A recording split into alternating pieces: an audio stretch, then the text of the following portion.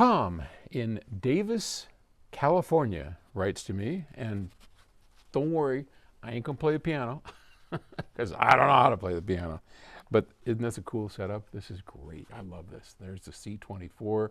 We'll talk more about that later. Anyway, Tom writes to me and he says, "Hey, Paul, well, I always appreciate your YouTube videos in which you answer questions." Thank you, sir. "I'm not sure at times who your audience is. That is, to whom are you speaking?" That's an entire episode itself, and we should talk about that someday. But his is long enough, so I will go through. "It feels like you're thinly slicing an onion." I like to say peeling the onion back layer by layer.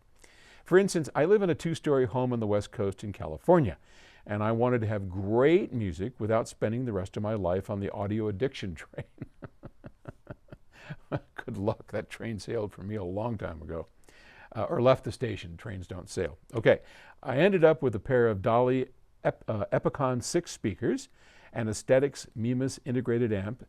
I don't know, the Dollies are great speakers, and Aesthetics is a great, I used to have an Aesthetics preamplifier. I don't know they're integrated. "An Arenda streamer and a subscription to Qobuz."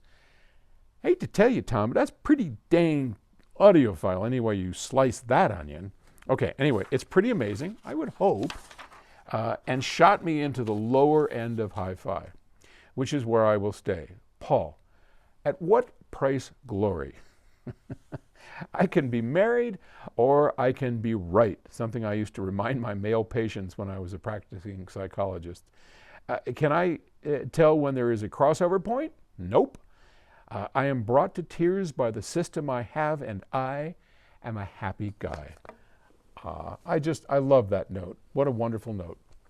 Good for you. That's what it's all about. And first off, your system is as high-end as many I have ever heard. I mean, even though it's not expensive, your system is resolving. If properly set up and you get your speakers done right, it's going to sound amazing. And I'll bet it does. And yeah, I'll bet it does bring tears to your eyes. I continue to want to share with people the idea that we don't need to spend a lot of money to have great sound. You just don't need to do that. It's nice, and if you have the money and you could afford, like our FR30 speakers are $30,000 a pair. That's a lot of money. It's a lot of speaker. But you don't need FR30s in order to have what Tom has. You just don't. And so I think he's got the right attitude. You put together carefully a system, the best you can afford, without going nuts. Then you spend the time to set it up right. That's really important. It's why I wrote the book, The Audiophile's Guide.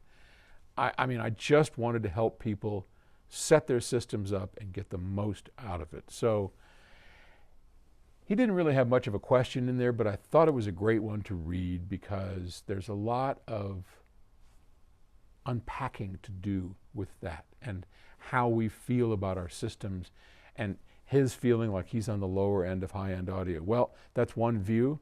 You're also on the extreme upper end of 99.9% of the people on the globe. So be happy for that. Thanks for the question. Or whatever it was. Talk to you later. Bye.